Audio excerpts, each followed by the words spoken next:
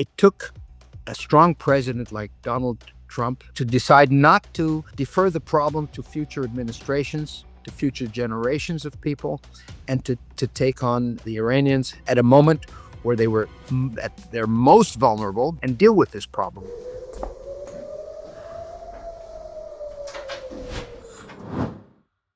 Welcome back to Axis of Truth on JNS. Well, we're still in the midst of an ongoing war with the Islamic Republic of Iran, which remains one of Israel's most significant, strategic threats.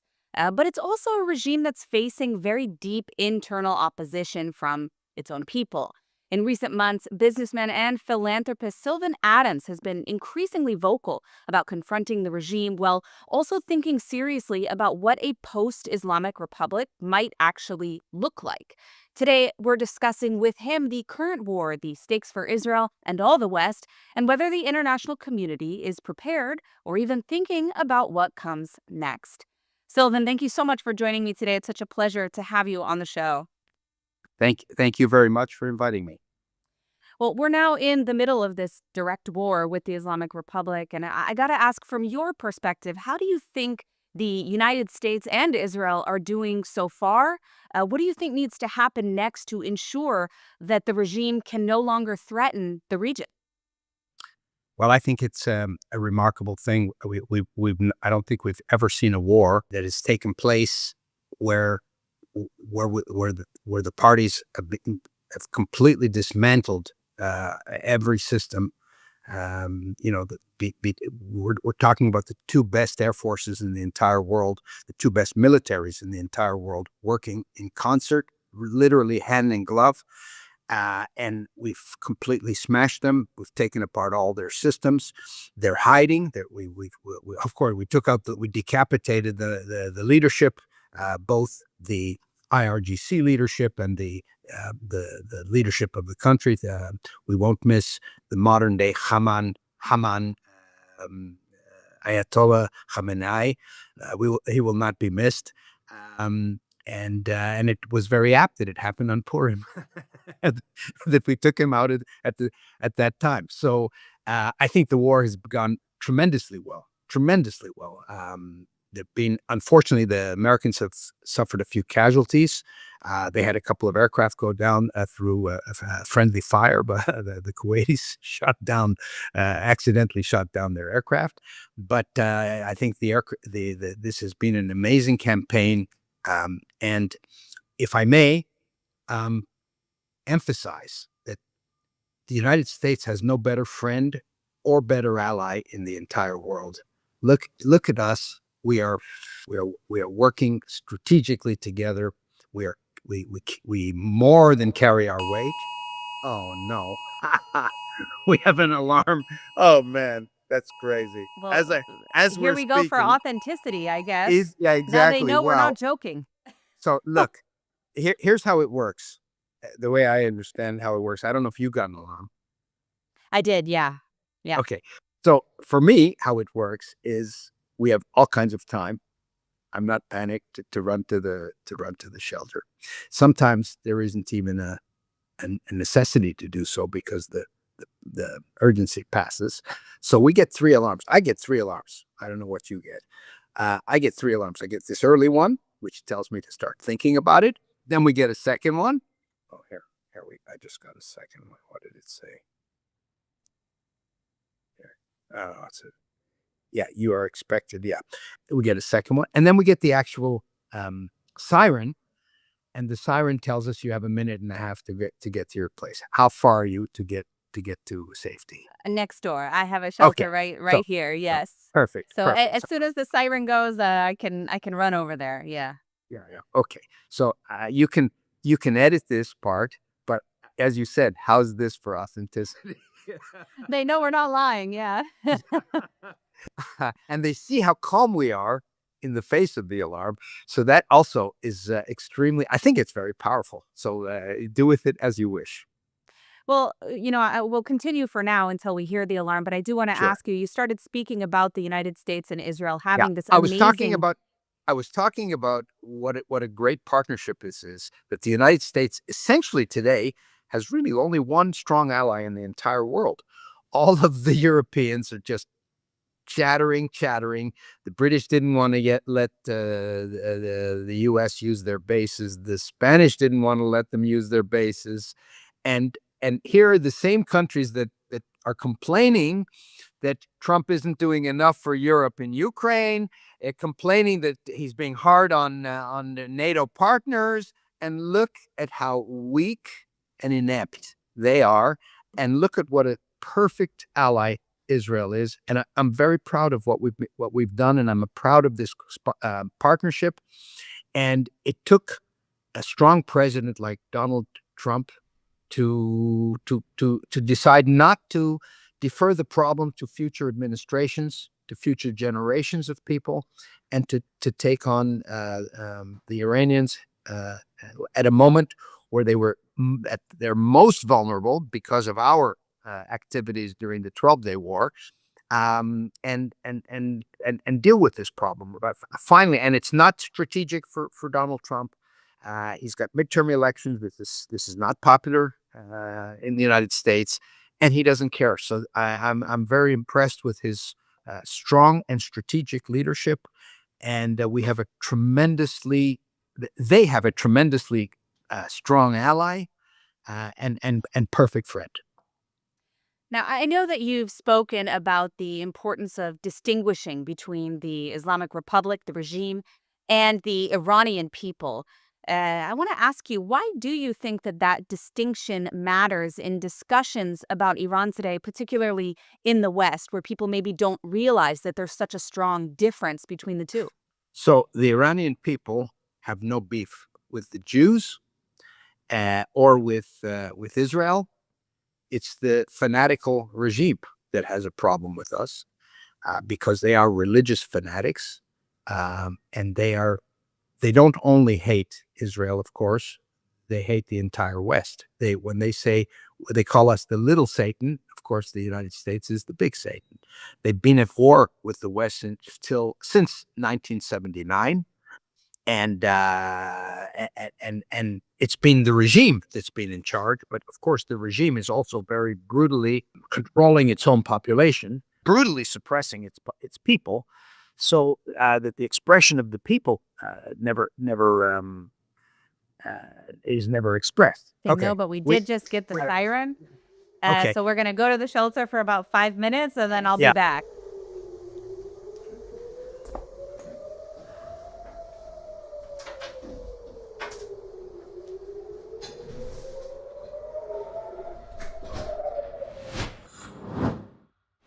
So, welcome back after our time in the shelter. Yeah, if we're going to have a discussion about the military campaign against Iran, I guess that was just about the most authentic moment we could have in an interview, where we had to, each of us had to escape to our respective safe shelter places. Well, luckily you're okay, I'm okay, so we can continue. But you were just speaking a little bit about the difference between the regime and the people. Yeah. So again, as I indicated, the people have no beef with Israel. They have no beef with the Jews. They don't have a beef with the West. In fact, this is all a creation of their fanatical, maniacal regime that seeks to spread their crazy jihadist philosophy to the rest of the world, and to basically create an Islamic republic around the world. And we are only the first adversary in their crosshairs. And of course, our mere presence in the Middle East is a provocation to them.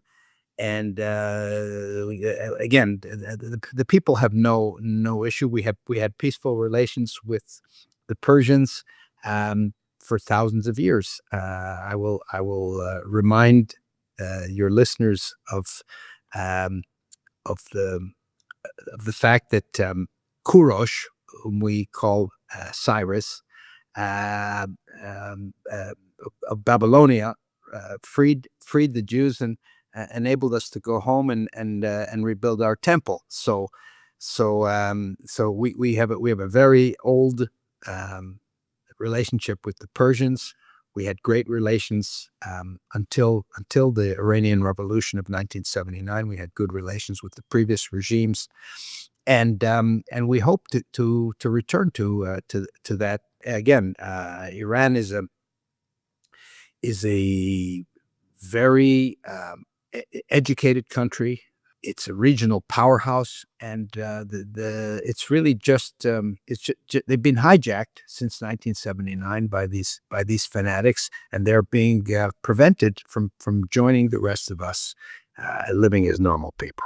Well, you've spoken quite a bit recently about how the international community should be thinking about economic investment and rebuilding of Iran once this regime is indeed eliminated. What role do you think that the private sector can play in that kind of transition? And also, what role do you see for yourself? I know you've spoken about it a bit. If you could share with us what you're envisioning. Yes, we need to start thinking about the day after because it's coming closer and closer. So once there is a government, a normal representative government of the people, a democratic system of government, which I believe Iran uh, craves for, and I believe would enable Iran to flourish. Once there is a system of rules and laws and a proper system of government, I think Iran is a place where investors will pour in, and I myself would be very interested to go over there and see how there's a lot of money to be made in rebuilding a country.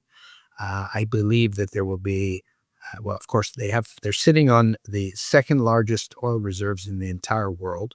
So there's no shortage of money in Iran if, again, freed from the shackles of all of the sanctions and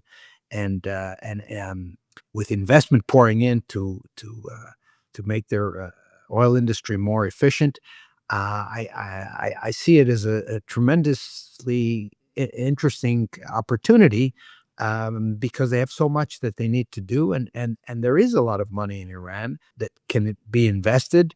And I believe, to answer your question about the private sector, of course, there's a lot of interest from abroad. There could be a lot of interest from abroad for such a day after, and I think that Iran can be rebuilt very quickly. Well, absolutely. I mean, I would agree with you on that. I think even more than that, when we're talking about that historic partnership that you described between Iranians and the Jewish people and later the state of Israel, this is something that has thousands of years of history. And so it could really come full circle through what you're talking about because you have so much brain power in Israel and in the startup community that could solve so many problems that they're facing on the ground there, from water to the currency challenges, internet limitations. Even now, I know there are some projects working on this, so it's definitely something to keep an eye on for the future. But I do want to shift gears just a little bit because I know that you've spoken about the disinformation, the propaganda, or really subversion campaigns that are often spearheaded by regimes like that of Qatar, with investment in American and other universities internationally.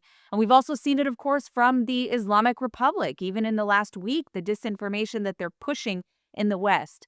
How much of what we're seeing today do you think is connected to these broader influence and disinformation campaigns? So there is an axis of disinformation, just like there is an axis of evil, and it happens to be the same players. It starts for me. Ground zero is the Emirate of Qatar. They are the worst actors on the global stage. They're investing. Um, they are the um, main financial promoters of the Muslim Brotherhood, and they are trying to promote Muslim Brotherhood ideology all over the world. Again, on the Sunni side, the counterpart of the Iranian Shiite, ambition to turn the rest of the world into an Islamic republic. So they are on the Sunni side. So again, it started 25 years ago when they initiated Al Jazeera, which I encourage your listeners to force themselves to watch Al Jazeera to see what a terrible propaganda network it is, and what terrible things they say. I have forced myself on occasion just to know what's going on over there. So if anyone thinks that the Qataris are our friends, just flick on Al Jazeera and you will be disabused of that idea very, very quickly. Um, the axis starts in Qatar.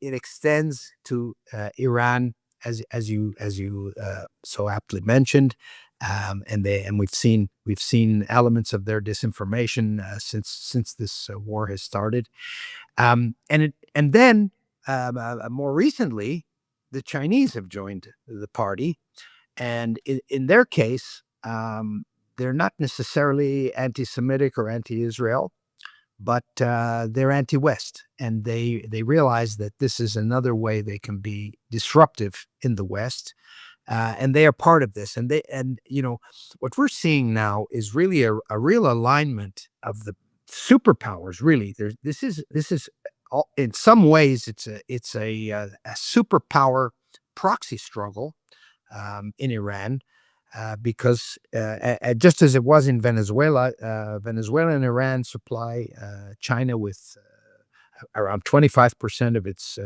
crude oil, which is refined in China, by the way, and at hugely discounted prices, and also not in American dollars, as the Chinese are trying to replace the dollar as the world's reserve currency. So there are big forces at play, and the Chinese are active members through TikTok and through other means of this disinformation campaign.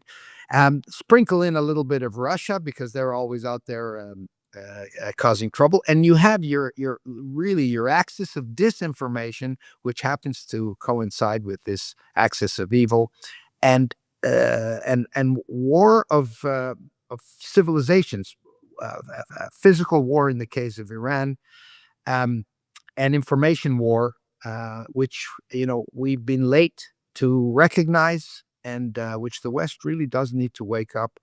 I'm encouraged by one thing: the Iranians made I think, a very poor decision in deciding to bomb their neighbors in the Gulf, including Qatar. They subsequently tried to deny that they bombed Qatar, but the emir has has called them out on that. So I think they've helped, perhaps, and let's be optimistic that they've loosened one of the elements of the axis of evil, and maybe we can bring the Qataris, now that the Iranians will be taken off the chessboard. Maybe we can actually encourage the Qataris to join the Western world, and to stop causing trouble, and promoting an Islamic theocracy to dominate the world. One of the other things that I know you've spoken about in relation to the disinformation is the rise of anti-Semitism, Jew hatred, really around the world since October 7th in particular. What role has this disinformation campaign played in amplifying and elevating Jew hatred, both on the left and the right internationally? Yeah. So this is a serious problem for us, and as I said, we've been late to recognize that this is of a strategic nature, um, and a real threat to us, because if we end up being isolated all over the world, Israel, in the case of Israel, and of course, if Jews are ostracized, we will see. This is like a double whammy on us, where we can't live in as an isolated entity, and they've recognized this, the Qataris and the Chinese, and all of them. They've recognized uh, that and have tried to isolate us, and they've promoted this anti-Semitism, and the Qataris have been buying up um, influence. We've seen it in American universities. It was no coincidence that when the tent camps sprouted up all over American campuses, that they all had the same tent brand and the same formations. And, these were planned activities. The Qataris have operatives in virtually every Western city, multiple operatives. They have bots. They have bot campaigns which spread the influence of these hostile players. And then this was they've always been able to co-opt the left. I call it the loony left, the anarchist left, and who've been useful idiots to this Muslim Brotherhood campaign, even though they have absolutely nothing in common otherwise, other than their common ideas of intersectionality and Jew hatred. And they really have nothing in common, and the leftists wouldn't last very long in any of those Muslim Brotherhood societies. But now they've even gone further, and they've decided to infiltrate the right as well, and taking on paid operatives such as Tucker Carlson, who is on the payroll of the Qataris, and who says crazy things, and he has a large following. And so we're being squeezed on both the left and on the right, and it's a real issue for us. Now, I have a lot of confidence in our abilities. We are the startup nation. I believe that we have the means to fight back. We don't need $1 trillion like the Qataris have put in to this campaign, which is a 25-year campaign against us. We don't need $1 trillion, and we can catch up very quickly with technology such as AI and other things that we're very capable of doing. And there is a way we can push back, but we need to get cracking. And as I said, this is a war of a different kind. It's an information war, and we can't afford to lose. Absolutely. I always say when they talk about Hezbollah, which is, PR, the Hebrew word for PR, it's not just about Israel, it's about the entire West. And it seems like the West has been kind of asleep for many years when it comes to this front. So definitely something has to change on that front. As a final question, I mean, you've spoken a bit about how the United States and Israel have this amazing military, also in other ways, but military partnership.